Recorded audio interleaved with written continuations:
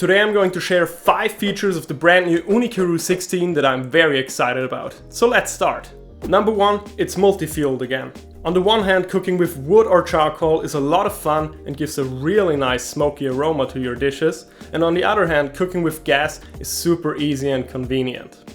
So I'm very happy that Ooni decided to make the Karu 16 also multi-fueled.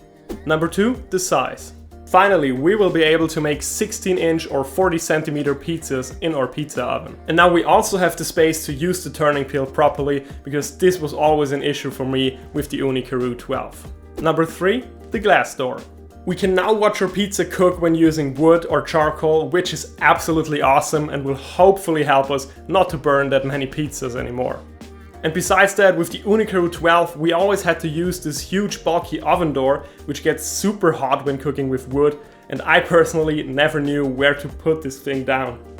But now with the hinge of the oven door on the Ooni Karu 16, this issue is eliminated, which is very practical.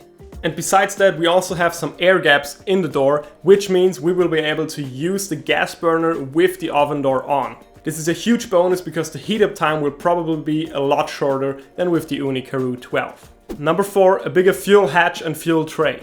Now we can finally use some big wood chunks like this compared to these ones that I had to use in the Ooni Karu 12. This will help with refueling the oven a lot, and you don't have to do it as often. Because in the Ooni Karu 12 it was much more like this. You have to refuel it like every 5 minutes. So this means it will finally be more like a real wood-fired oven.